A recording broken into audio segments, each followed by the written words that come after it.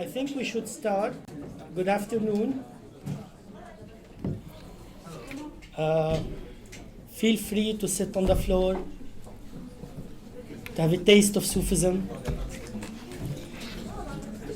I'm sorry for this small room. I knew we can't, Salma, they're all booked. They're all booked. So I am again sorry for the small room and for starting late. I knew we were popular on campus, but I did not know that we are that popular. But I also see new faces in the room, so if you want to know more about our events, and we have a couple of events about Sufism coming up, so you can like the Facebook page of the Department of Arabic and Near Eastern Languages. You can also follow us on Instagram, or sign the handout for your email, your name, your phone number, and we'll get in touch with you.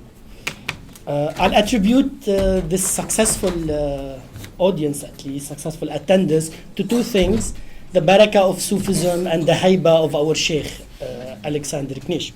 So my name is Bilal Orfali, and I'm the chair of the Department of Arabic and Near Eastern Languages here at AUB. It is with special excitement that I'm pleased to welcome my friend, my co-editor, and soon my co-author, Professor Alexander Knysh of the University of Michigan to the American University of Beirut to deliver a talk under the title of Sufi Adab as Pedagogy, Shaykh-Murid Relationship Across the Ages. I'm honored to introduce such a towering figure in Islamic studies. Alexander and I have met in several Arab, European, and American cities, but this is the first time that we meet in Beirut, and even better, at my home institution, the American University of Beirut. I have been a murid of this Shaykh for years. Alexander Knysh is Professor of Islamic Studies at the University of Michigan and Principal Investigator of a research project on Islamic studies funded by the St. Petersburg State University. His research interests include Islamic mysticism or Sufism, Qur'anic studies, the history of Muslim theological, philosophical, and legal thought, and Islamist movements in comparative perspective. He has numerous academic publications on these subjects, including 9 books. My students in the room will immediately recognize Alexander as the author of Ibn Arabi in the later Islamic tradition, and the author of Islamic Mysticism, which is a modern classic in this field, or as a translator of Qushayri's Risala, whose English translation is more accurate than any of the editions of the texts. We often joke in the field that this is the Risala al-Knishiyya, not al-Qushayriya. His most recent book is Sufism, A Modern Perspective, scheduled to come out in 2017 by Princeton University Press. This book, which I had the pleasure and privilege to read, is not only a history of Sufism, but is also a book on the politics governing the study of Sufism. Alexander's scholarship is a good model of how to approach a world religion, such as Islam, from inside and outside. How to collate historical evidences, read them, and use them to provide fascinating narratives that are nuanced, informative, and most importantly, objective. Alexander Knysh and I enjoy working for Brill for free.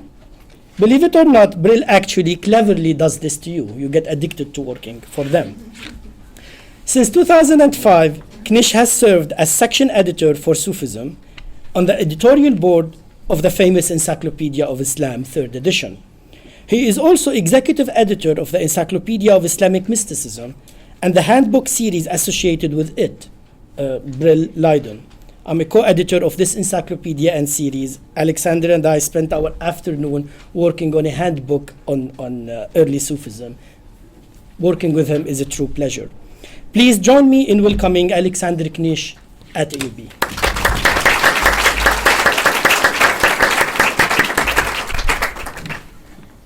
Thank you very much. Is it okay? Thank you very much, Professor Orfali. It's a great pleasure to speak to such a large audience. Normally, lectures or presentations on Sufism do not attract such a large crowd in Western countries, with some exceptions. When I come to Kazan, for instance, in the Russian Federation, I see also large groups of people who are followers of various groups, Sufi groups, located in the Volga region in the Russian Federation, in Tatarstan and Bashkortostan.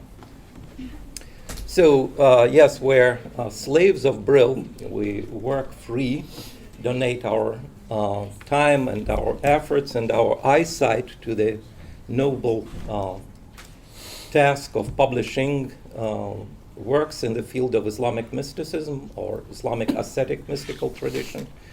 And also we spend a lot of time working with authors who contribute to our book series, to the encyclopedias, and so on. Today I will talk about Adab as pedagogy and Shaykh-Murid relationship across the ages in particular. It's based on the research for my book, which the publisher wants to call Sufism, A New History of Islamic Mysticism. I was opposed to the title. It was supposed to be called Sufism Reimagined. But the publisher has his own ideas, what is marketable and what is not, so I had to submit to their will. Otherwise, they were very lenient, but only when it came to the title, they became like a wall. I hit the wall and I decided that I should probably just submit, and I did. So my presentation will last for about 40 minutes, 45 minutes, maybe 50.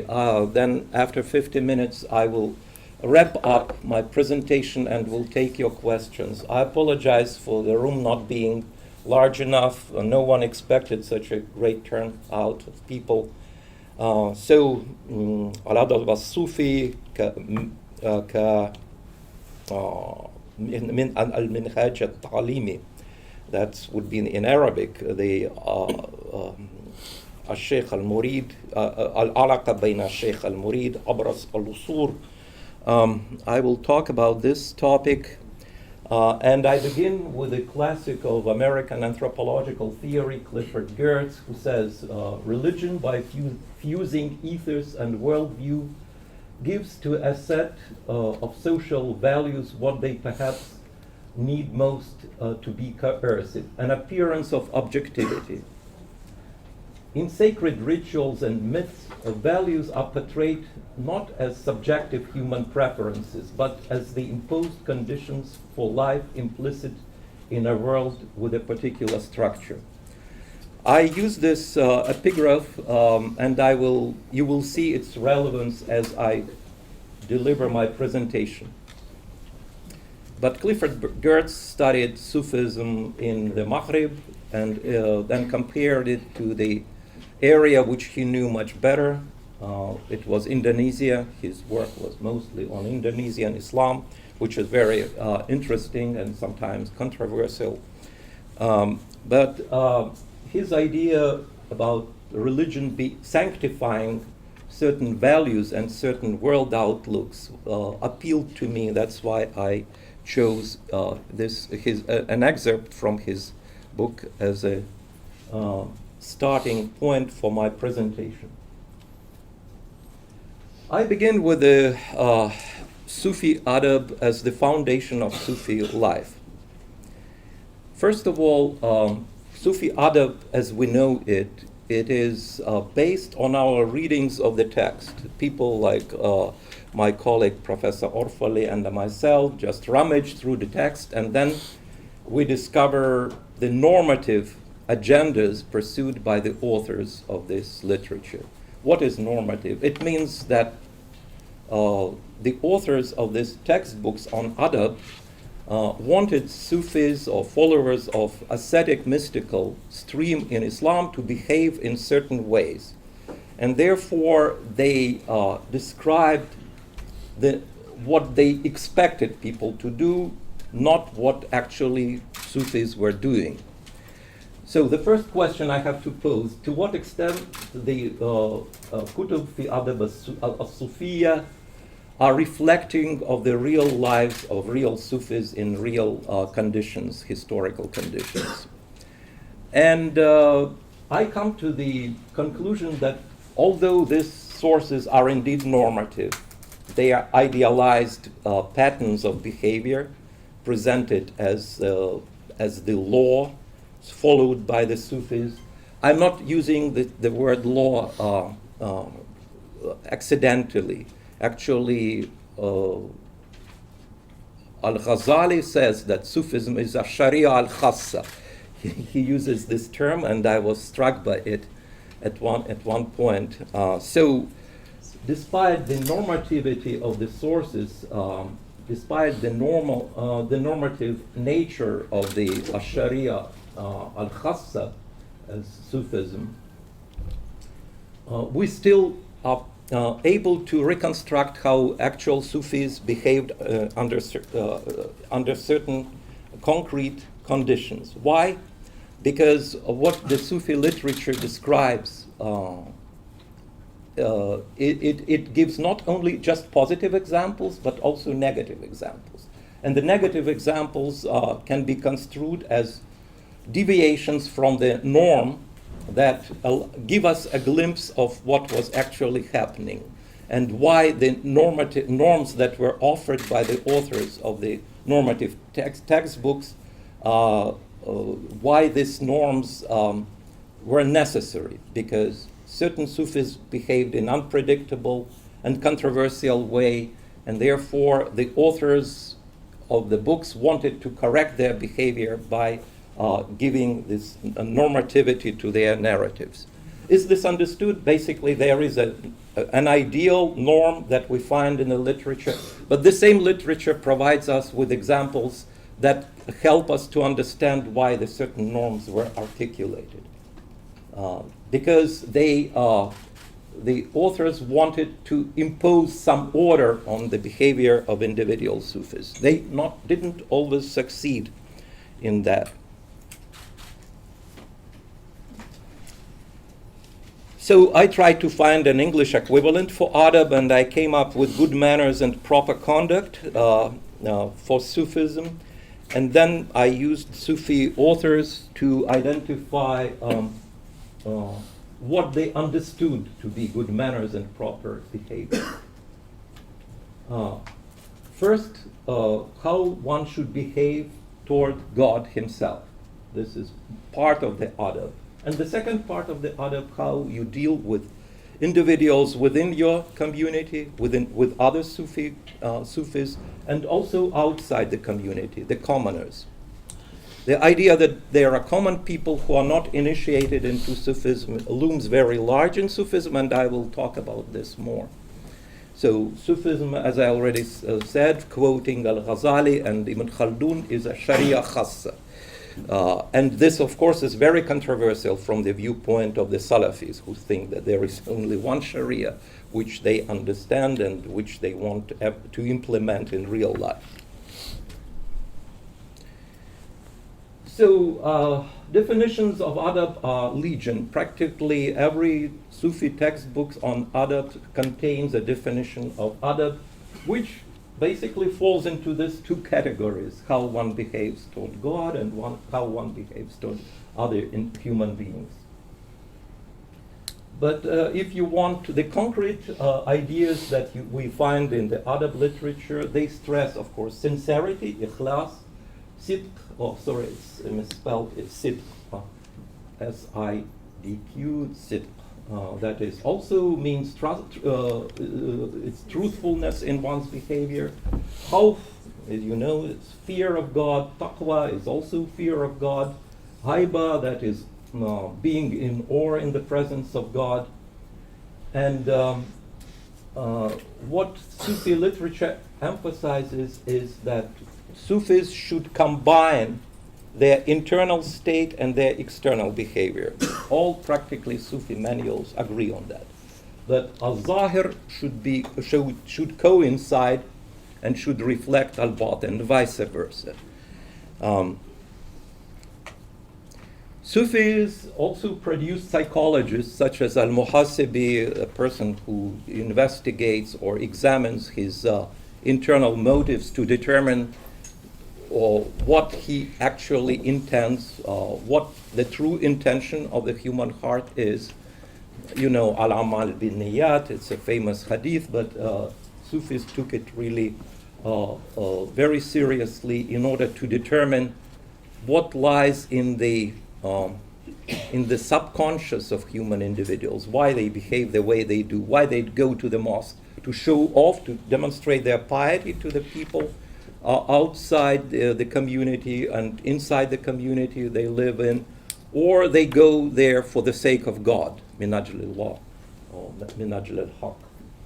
So this is the object of Sufi psychology, which appears very early, much earlier than the idea of psychology in the modern sense of the world. Hassan al-Basri calls it ilm al-qulub wal-khawatir. Khawatir means the kind of back thoughts. And Kafka said that human beings are, it's a rat hole of back thoughts, thoughts that are hidden, but they are real and they are motivating force.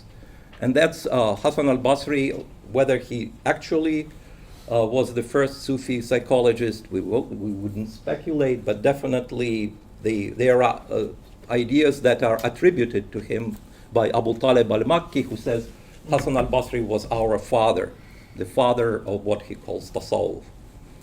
So he was a Sufi before Sufism appeared.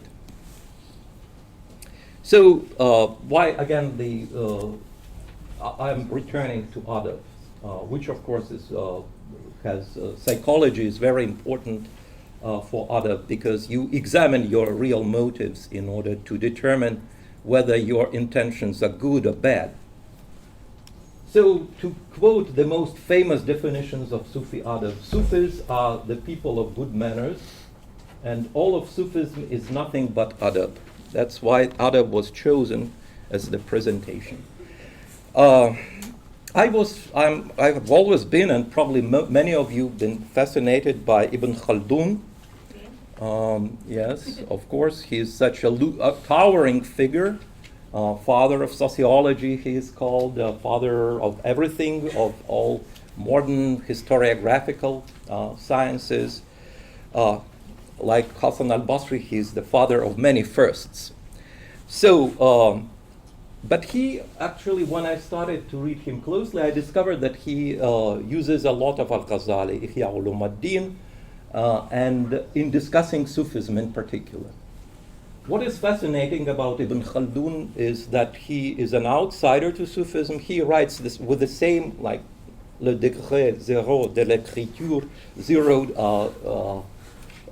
zero bias in writing. So he describes kalam, he describes history writing, he describes occult sciences with the same kind of, I would say, aloof approach. He doesn't get involved, but he wants to describe the intellectual universe in which he lives, and he says, kalam is this, fiqh is this, Sufism is this. But of course he needs a source, and he uses al-Ghazali. Ghazali's stance vis-a-vis Sufism is very controversial. Some say he was a practicing Sufi. Others say he became one only later in his life. And whether he was a fully fledged Sufi is difficult to, it's impossible to see. No, I think it's too bright color. We can dim the lights? Yeah, I think we can. much better. Much better. Yeah, that's a good. I should have used larger font. Maybe. But so both Al-Ghazali and Ibn Khaldun, who writes in his Shifa as-Sa'il, a very famous treatise on Sufism, which he wrote he started while in Maghrib, but later he continued probably to rewrite it when he moved to Egypt. And when he became head of this very major Sufi institution in Egypt. So he has to prove that he knows something about Sufism. So he writes this textbook, Shifa as-Sail, where he presents what he considers to be the correct Sufism, and then discusses whether or not a Sufi can become a practicing Sufi without the help of the Sufi master. Can one become a Sufi without a Sheikh? It's a very interesting examination, but it is not also original to him, because he's responding to an earlier polemic in the Maghrib between Ash-Shatibi and Ibn Abbad al-Rundi, the two individuals of whom you may have heard. Ash-Shatibi, of course, is now famous for his Maqasid al-Sharia. He's elevated to such a great height.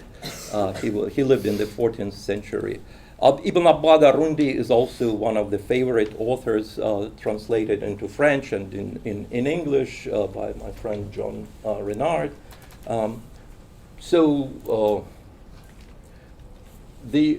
other words, Ibn Khaldun responds to the visions of Sufism that he finds in contemporary Maghrebi Sufi tradition. And both Al-Ghazali and Ibn Khaldun identify two types of jurisprudence. I like that. Fiqh al-Zahir, which you understand is the madhahib, the Hanafi, Shafi, Maliki. I think for the Maghrib also the Zahiri is important because Ibn Hazm was there and there were followers of Zahirism.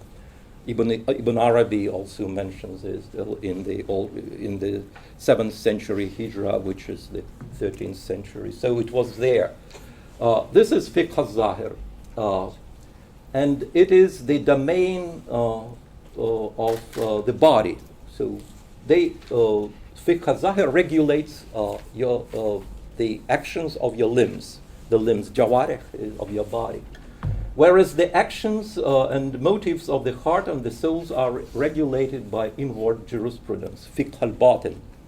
So this division, I think, also it's very felicitous because it removes many obscurities that we find in Sufi literature proper. Because Ibn Khaldun likes this idea, he takes it from Ghazali and forefronts it in the beginning of his discussion of Sufism, that it is part of the internal jurisprudence.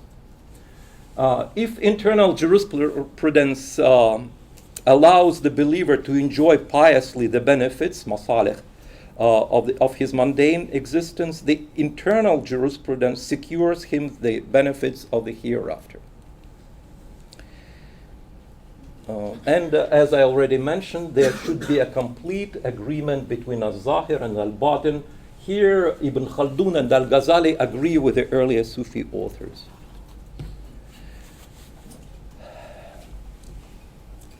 In our discussions of Sufism, there's always a debate over when Islam ends and Sufism begins and vice versa.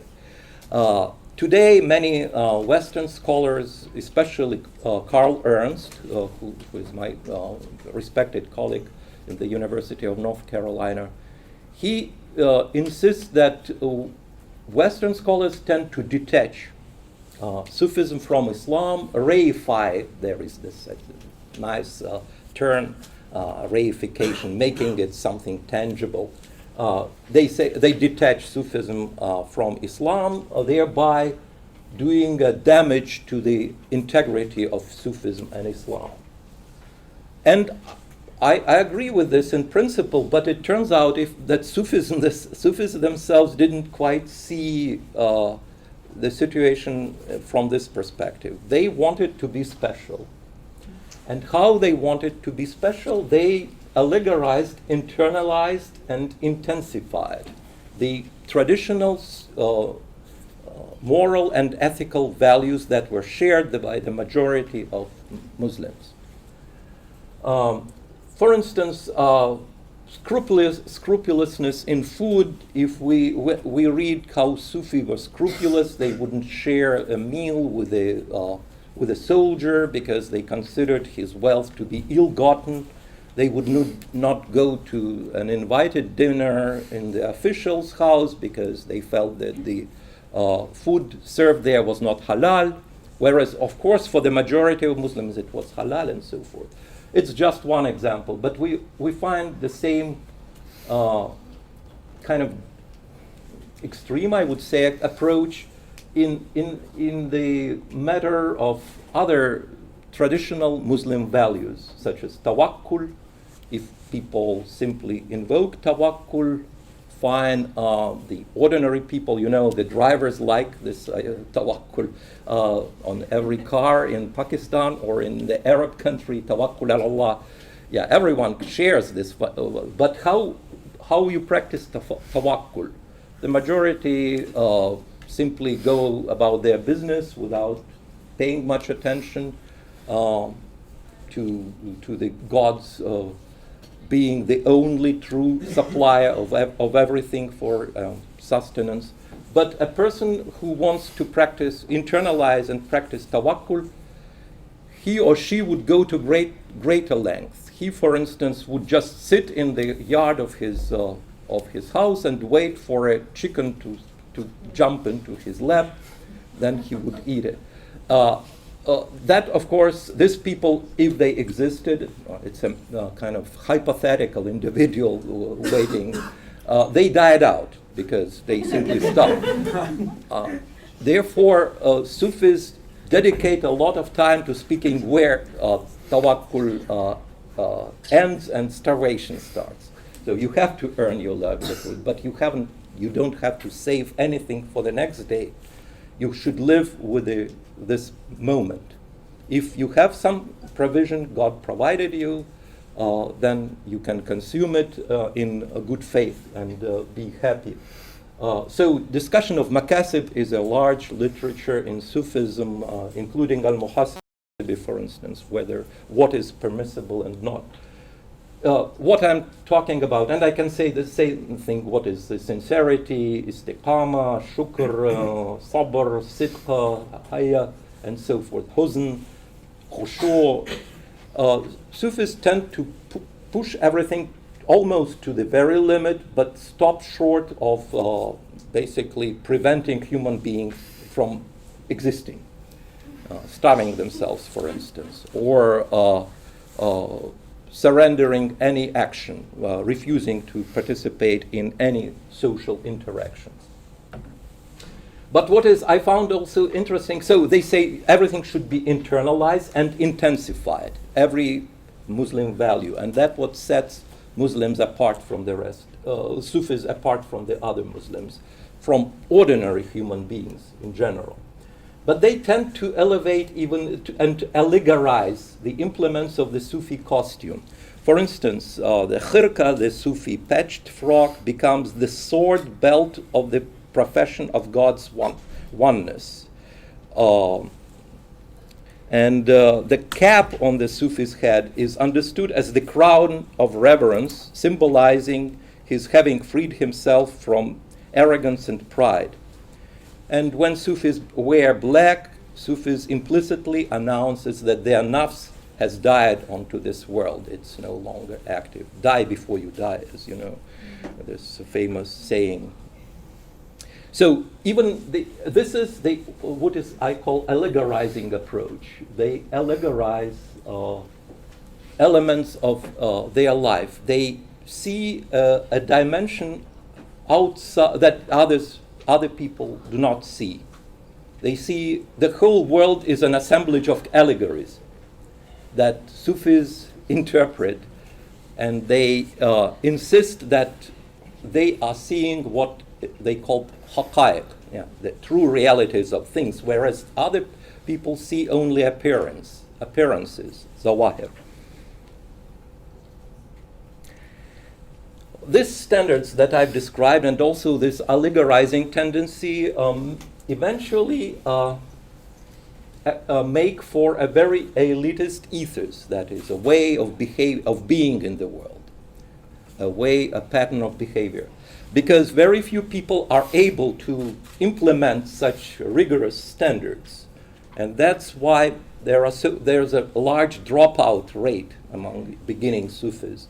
For instance, in the Sulami's book on Tabaqat al-Sufiya, we find a story when one teacher had 120 students, and later it was down to just 3 or 4. So the dropout rate was much higher than in this university, or even in a in the school in a disadvantaged school in my own state of Michigan, in Detroit area.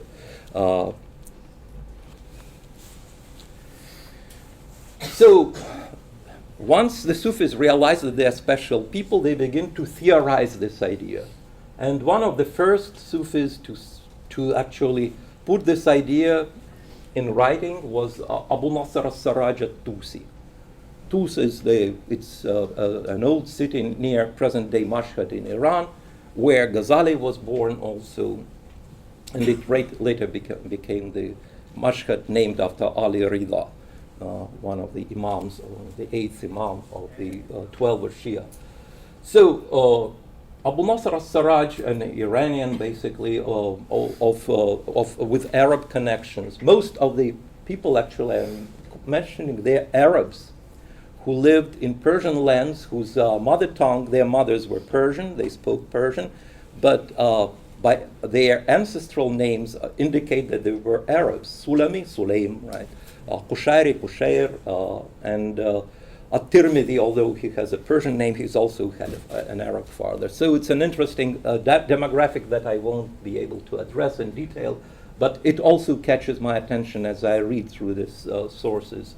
Most of Sufi literature is generated in Iran, in present-day Khorasan, and Nishapur in particular, but what is remarkable is that theoretization is conducted by Arabs who became thoroughly Persianized, or Persians who became Arabized, you can say. It's an interesting ethnic dimension to this literature. But I will move on because I'm running out of time, and I would like still to show you. So he says that there are 3 categories of people. People of this world whose manners have to do with eloquence, balagh, rhetoric, and study of various sciences, names of rulers, poetry of the Arabs, and so forth. So these are kind of erudite intellectuals who are people of this world. They're in possession of mundane knowledge, which is good for this world, but no provision for the hereafter. And then the second category are men of religion, and that's where, of course, our ulama would be offended. They are called ulama rusum or ulama zahir, and they are the ones who acquire their good manners by subjugating their base souls, restraining their limbs from prohibited things, and trying to tame their passions and appetites.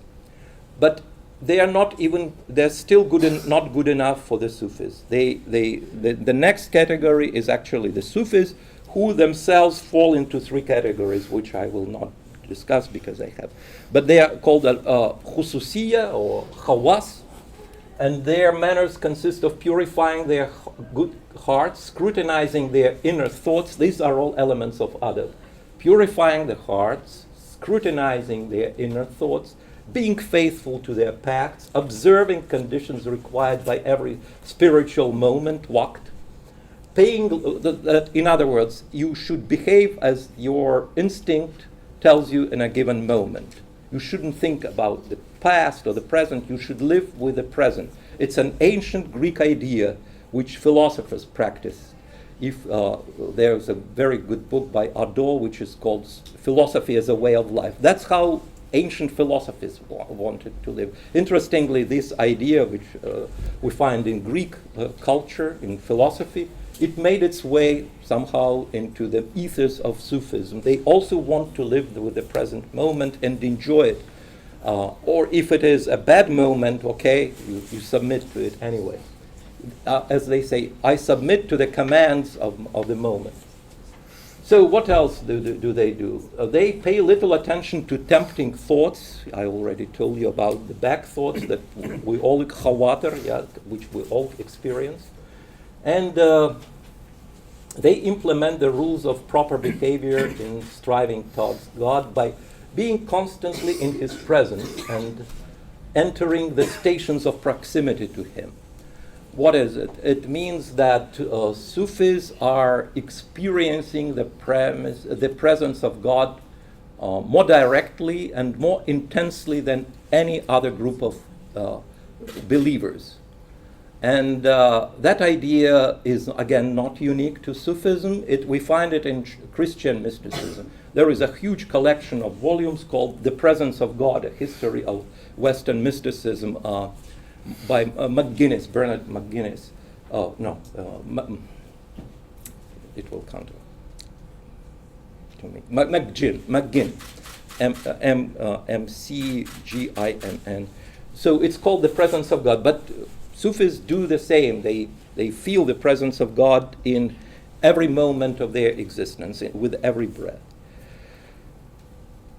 You see, I'm continually drawing parallels between Sufism and other ascetic mystical traditions in outside Islam, and that's what I dedicate a lot of text in my new book to that particular comparative aspect, because it is normally missing from Western discussion of Sufism. Why? Because most of the Western scholars, they specialize in Islamic studies, for instance, and in Islam and Quran.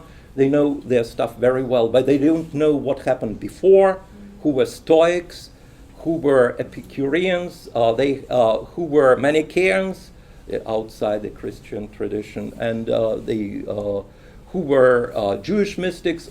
They do not know that, and they think they should not know.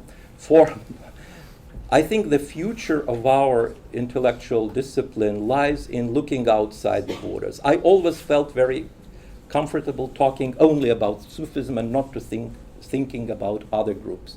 But I realized at some point, very late in my life, unfortunately, that it is a very short-sighted way to see things. We should see things in their organic integrity and unity, because the Mediterranean basin where you live was a melting pot. I think it's already a truism to say that, but it was an intellectual melting pot with lots of floating ideas, and humans tend to imitate each other and borrow from each other. Like to some extent, like apes, we are aping each other, and Christian mystics aped Stoics and Epicureans and Cynics, whereas I think to some extent Muslims were fascinated by monastic lifestyle, and the borrowings were taking place. It was very selective borrowing, and always these ideas were Islamicized and practices, but they existed. For instance, Sufis decided that living in communities of like-minded individuals, which were called zawiya in Arabic, and khanaqah in Persian, that was a good thing, or ibad. So they created kind of monasteries. They wore rough patched garments, which were called hair shirts in the Christian tradition. They listened to music. The monks also performed music, very beautiful chants, Christians, and they withdrew into 40-day seclusion. Chile, it's in Persian. Traveled without provisions, begged for food and shelter, often forfeited marriage bonds for the sake of their beliefs. I won't delve on celibacy. It's a very big issue, but many Sufis chose to take wives, but only for procreation, not for pleasure, and then once the children were born, they stopped having intercourse at all. So Fritz Meyer, whom I mentioned here, makes a lot of comparisons with Catholic monasticism, between Catholic monasticism and Sufis, and he talks about monastic adab as opposed to Sufi adab, which is the subject of my presentation. So how much time do I Take your time. Yeah, but it's very hot here, so people are tired. And as soon as I begin to see your eyes are becoming like glassy, I will probably stop and maybe entertain you with That it. can happen from tears too. Yeah. I don't think this is not my intention, Nia, to bring anyone to tears here. It's just to share my observations that accumulate. Sorry. It's a commercial call from the United States. They want to sell me an insurance or something, ruining me in them as they do this, and also embarrassing. So you may have heard about Bruno Latour. It's a very popular and fashionable intellectual from Bordeaux, originally from France.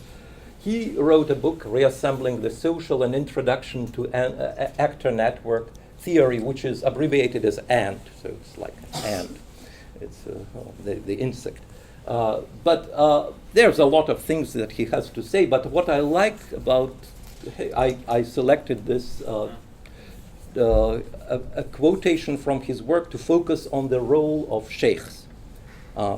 We discussed the adab, now we will discuss the sheikhs.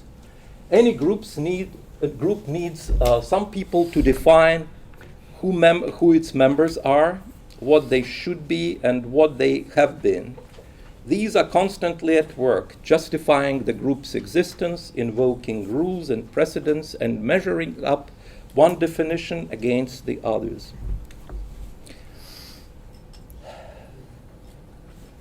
So, leadership is of great importance for Sufism. Sufism consists of practices, which I discussed at some length. It consists of teaching, which I will also discuss, allegorizing or approach or intensifying approach. Sufism is also institutions. I mentioned to you that Sufis lived in independent houses.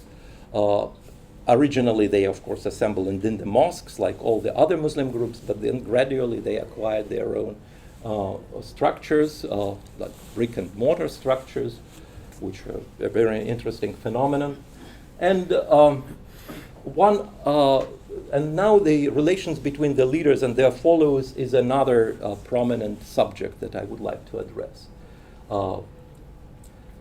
Marshall Hodgson, the American scholar who died very young, and he was just 43 in University of Chicago, but he wrote a famous book, The Venture of Islam. It's like a very risky venture. He says that it was like any human enterprise. And he said that the ties that bound Sufi communities can be defined as piri-muridi discipline. And he introduced this idea, and it became very widely used as a explanatory paradigm to explain how Sufism co-gelled into an independent movement. That the relations between master and his disciples, or her disciples, because there were sheikhs as well as sheikhs, they were the cement that held together Sufi communities. And the relations were mutual. I will not discuss them in detail. That both the disciples owed the master certain actions and certain practices and certain ideas that they were supposed to cultivate, whereas the master also took responsibility for his wards, and he also was obligated to do certain things that were expected to him. Here I come to the ideas of truth claims, and I will be running through my presentation more quickly. What fascinated me about Sufism is the construction of an intellectual universe. It's an intellectual universe which includes a cosmology, that is how the cosmos, how the universe is structured, its origin, its current situation. This is cosmology, but there was a gnoseology. You can say epistemology, that is the theory of knowledge, which so the Sufi universe consisted of that vision of the world, how it's structured. It was mostly, I would say, Ptolemaic and to some extent Neoplatonic. But there was also gnoseological claims that were made by the Sufi leaders. That's how Sufi leaders become attractive to their disciples. They make claims. I will not say whether they are verifiable or not, because I will be then losing my position as a neutral observer. But they make claims that make them extremely attractive. And they construct, so the masters construct an intellectual universe complete with a gnoseology, that is theory of knowledge, how you obtain knowledge, what knowledge is worth obtaining, what is not. And then they construct as a cosmos, a vision of the world which is hierarchical. So both the theory of knowledge and the universe are hierarchical. And the Sufi masters position themselves at the top of the gnoseological pyramid. They say, we know how things are in reality, bil-haq or bil-haqiqa, or we know haqa'iq al-ashya. So that was what they constructed. I will not go into details about this tripartite structure, alam al-shahada, alam al-malakut, alam al-jabarut, but you see the hierarchy. And this hierarchy is reflected in the stages of knowledge that people acquire. I also was interested in that Sufis had to live, they had to exist, they had to get funding, as we call it today, from somewhere. So they got funding from donors, from generous providers of awqaf, or habus, they're called in North Africa. So that's what how Sufi institutions functions. Pious donations and gifts of laymen and laywomen. Very often Sufis received substantial amounts of money from female members of the sultanic lineages, from rulers' families, from the emirs' families, and so on. I already alluded to the changing type of relations between the Sufi masters and the Sufi disciples. At first, and this, I'm not sure this is the correct thesis. If you can enlighten me, I would be happy to accept your viewpoint and actually take it on board. But originally, it seems that the relationship between the sheikh and the murid was very informal. So one murid was looking for a sheikh. He comes to a city, it's like a muhaddis collecting hadith. Studies with him, maybe serves him, do some chores around his house, and then moves on to another one. So there is no permanent commitment. Gradually this changes. It's this educator, Sheikh, it was called Sheikh al-Ta'lim. And again, although I mentioned Fritz Meyer, he didn't fish the idea out of thin air, because he himself borrowed it from the polemic among the scholars whom I mentioned, Ash-Shatibi, Ibn Abbad al-Rundi, and Ibn Khaldun. They all three discuss the changing relations between the sheikh. So the original educator, sheikh, was a very nice kind of individual who accepted whoever would come for him for knowledge, and that individuals who studied with him incurred no obligations. Then they moved on with their lives. But then around 10,000, that is the 5th century of Common Era, there emerges the idea of a trainer sheikh. It's like a coach, a very strict, ferocious even individual who insists on you being his murid and nobody's else. You cannot leave the sheikh. You develop a lifelong obligation toward the sheikh. The sheikh, of course, also develops a similar obligation toward you, but that sheikh requires complete disclosure. Anything you saw in a dream should be disclosed. Any movement of your soul should be disclosed. So, and I see, as I say, it's not but we see, that is Ibn Khaldun, Ash-Shatibi, Ibn Abad-Rundi, maybe Al-Ghazali already, they saw the Shaykh al-Talim as a caring advisor and Shaykh al-Tarbiyah as a demanding and occasionally harsh supervisor. Here, this slide is just, I summarize. I was fascinated that Fritz Meyer, who is accused of being Orientalist as usual, but he borrows all his ideas from Ibn Abad-Rundi, and then someone comes, I won't name her, and says, no, he came up with this idea because he was an Orientalist. But he didn't, the idea of the changing relations between the sheikh and the disciple was already articulated as early as Al-Ghazali. And then simply Fritz Meyer translated into German. So he didn't do much orientalizing because he was very committed to accuracy, like many German scholars do. He's very meticulous. He just translates what into the language of his culture, what he thought his German readers would appreciate and understand. He's not inventing anything. Sorry, which century was the switch? Yeah. It's about 5th century Hijra, 1000 Common Era. This date is named actually not by Ibn Meyer, but who simply repeats by Ibn Abad-Rundi. He says this when the transition came in his Rasail. And when was Rundi writing? Rundi, it was before. He was middle of the 14th century. I didn't mention. Okay, so. I saw you had his dates there somewhere. Yeah. Died Yeah. 790.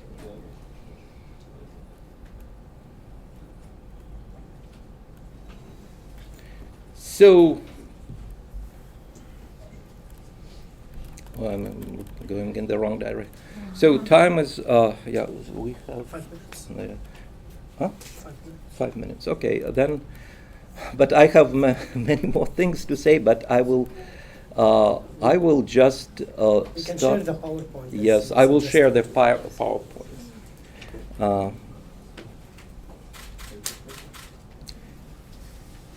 So, distinct. I will now summarize what I've just said and the conclusions I arrived at. So, Sufi Adab is generally the adab pertaining to Shaykh-Murid relationship, and it decisively shaped the lives of the Muslim community across the centuries. Combined with gnoseological or epistemological claims of Sufi masters, their promises of guidance and salvation, and an elaborate cosmology, Sufi Adab has been instrumental in creating and maintaining a universe of meaning and practical action that makes Sufism distinct from contemporary, let's say, conterminous, that is, the movements that exist parallel to it. World orientational systems and schools of thoughts with the attendant ethos and practices such as Islamic theology, jurisprudence, belles-lettres, and falsafa. I ask myself a question, whether Max Weber's paradise of charismatic authority is correct. And then I arrive at the conclusion, yes, to some extent, there is a routinization of the charismatic authority. In order for the Sufi silsila to exist, the